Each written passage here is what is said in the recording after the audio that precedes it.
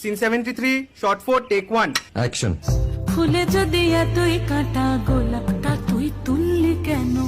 প্রেমে যদি এতই ব্যথা সেই প্রেমে তুই ভুললি কেন? কি গো ডাইরেক্টর সাহেব, আমি তো 60 বলে দিয়েছি, কাট তো আর বলতে পারি না, এবার তুমি কাটটা বলো। Got it. Excellent shot, excellent. Madam আপনার সাথে একজন দেখা করতে এসেছে। নমস্কার, নমস্কার। বসুন।